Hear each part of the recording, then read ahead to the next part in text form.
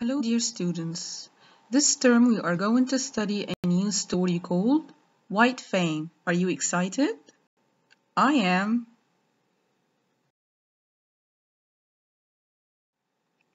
What are we going to discuss today?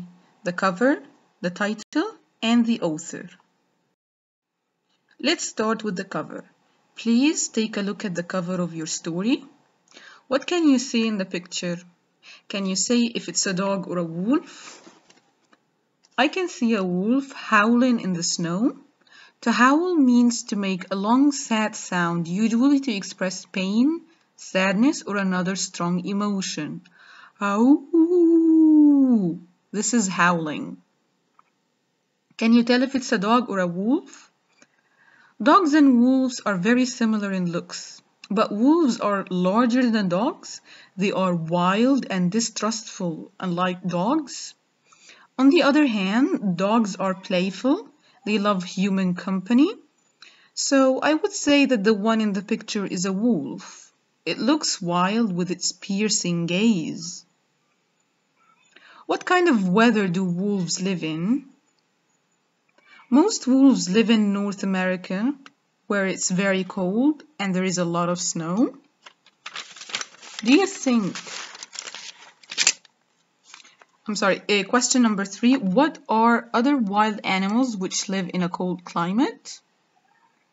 Penguins, yes. What else? Polar bears, snowy owls, and moose live in a cold climate. You know what is meant by the word moose? A moose is a type of large deer with large flat horns and a long nose that lives in the forests of North America. 4. Do you think life is easy in very cold places? Would you like to live in such places? No, I don't think so. People could die from cold and hunger there. Personally, I wouldn't like to live in such a place. What about you? 5. How do you think animals and humans survive in the cold places?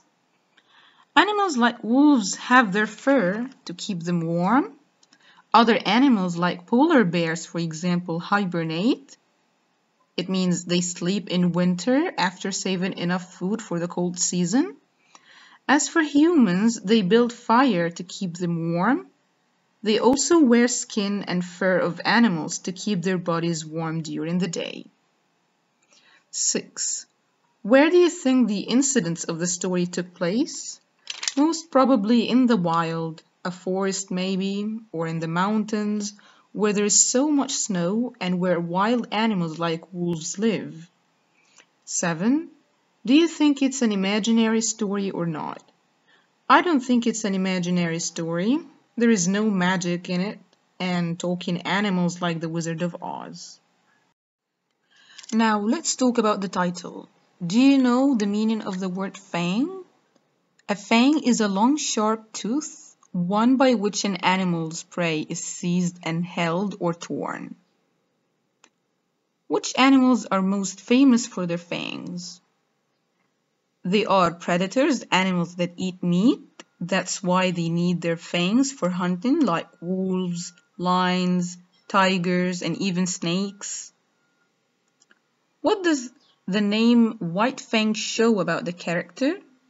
The word white may suggest that the color of the wolf is white, and the word fang suggests that this wolf is a strong fighter that uses its fangs to bite a lot.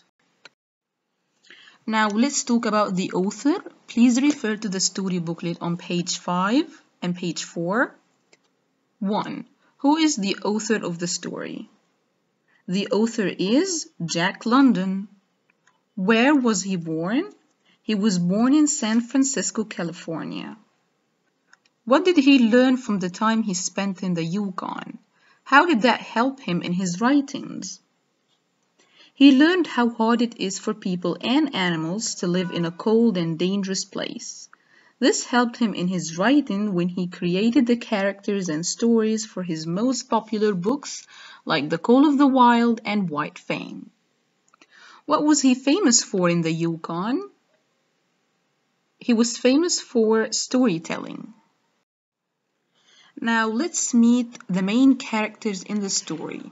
We have White Fang, the she-wolf Quiche, Grey Beaver, Whedon and Alice Scott, and finally Beauty Smith. White Fang is the main character in the story. His mother was half wolf, half dog, and his father was a full wolf. As for the she-wolf Quiche, she is White Fang's mother. She's half wolf and half dog. We also have Grey Beaver. He is White Fang's first master. He is the one who gave White Fang his name. He's also an Indian. Whedon Scott is White Fang's third and last master. He was a good master to White Fang. Alice Scott is his wife. And finally, we have Beauty Smith. He is White Fang's second master. He's an ugly man inside out. He wasn't really good to White Fang. He was a bad master. Now let's talk about the setting of the story. The setting in the story means the time and place in the story. Where did the events and incidents in the story take place? Where did they happen? The setting here in White Fang is North America. It's a very cold place. Native Indian Americans used to live there in the past. They lived in teepees. A teepee is a tent made of animal skins upon wooden poles used by North American Indians. These Indians depended on hunting to survive and live in the cold weather. Therefore, they used hunting dogs that pulled sleds in their hunting. A sled is a land vehicle that slides across a surface, usually of ice or snow. It carries passengers and it's pulled by dogs. Also, we have the setting of Yukon in the story.